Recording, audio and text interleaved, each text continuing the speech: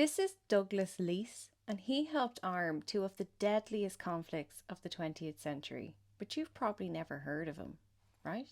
That's by design. In 1928, a company called Cam Gears was registered in England. That company still exists as a dormant shell on Companies House called TRW Steering Systems Limited. They make steering wheels, and they supplied over 40% of the British motor industry, including Jaguar and Ford. Leese joined Cam Gears in 1951. By 1957, aged 30, he was the managing director. Why this says TRW is because in 1965, TRW bought Cam Gears. TRW is an American company, and it is not a car company. TRW built the Titan missile. Why does a company like that buy a steering wheel factory in Herefordshire? Because steering wheel design is precision engineering, and weapons manufacturing needs the same thing.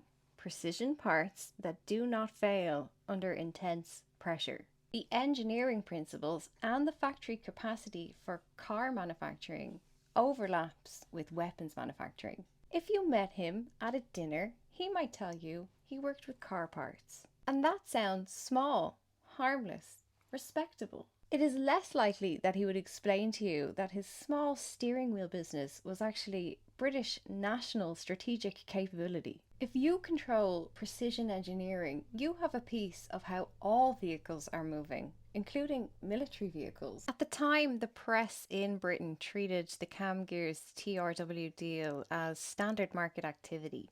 There was never a public discussion about the impact of an American arms manufacturer buying British strategic capability. In fact, British state policy in the 1960s was actively encouraging foreign investment. Their policy was creating the conditions that were allowing for such hostile takeovers rather than blocking them. And so with that sale, Douglas Leese becomes an insider in the US British military industrial complex. And it is from TRX that he learns how to sell war to governments. They gave him an international consultancy role, and he moved into brokering what he and others still call defense packages. If a government finds itself in need of weapons, someone has to connect that government with the companies that sell weapons. This created an incentive for him to find reasons for more governments to need more weapons. If he was a British state agent and his only job was to make sure that the British government got the best deal on weapons, that would be one thing. But every time he sells the need for weapons to another government, he gets richer. He does not have to pick a side. He might tell you he's a neutral facilitator. You are not a neutral actor simply facilitating harmless deals when you get paid a commission on every weapon sold. And there are absolutely no limits, questions, or accountability on who you sell those weapons to. Think about where fear-mongering for war starts and where it ends up. People like Douglas Leese turn your fear into real weapons, and children like this pay the price for his profits. Dropsite News and the New York Times reporting on Epstein connected Douglas Leese to a shell company in Bermuda called LORAD. Bermuda has no income tax, no public corporate registry, and a banking secrecy tradition that goes back to the British Empire. British overseas territories are the literal colonial infrastructure of plausible deniability. When challenged on this by a US court, Leese described his work as highly sensitive business enterprises that he believed were classified by the Department of Defense. That sentence is doing two things. First, it legitimizes him. He has US government approval. And second, it blocks scrutiny. That is classified.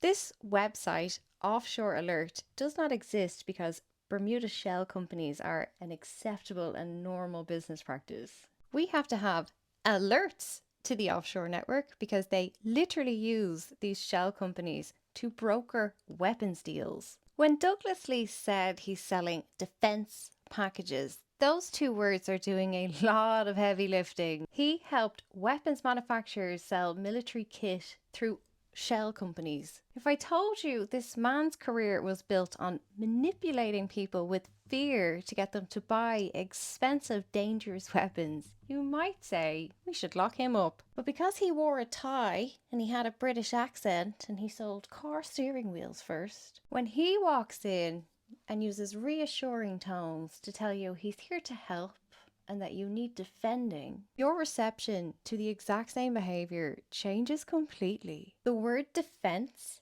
implies protection. But UK parliamentary records place him at the centre of the Al-Yamamah arms deal. He sent British Tornado jets to Saudi Arabia.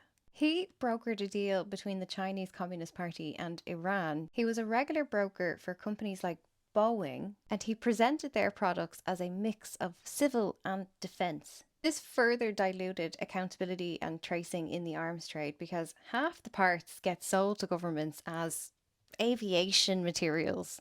They're dual purpose, much like his steering wheels. Defence packages implies protection, but waiting for a need for protection is simply not as profitable as creating the conditions for the offensive.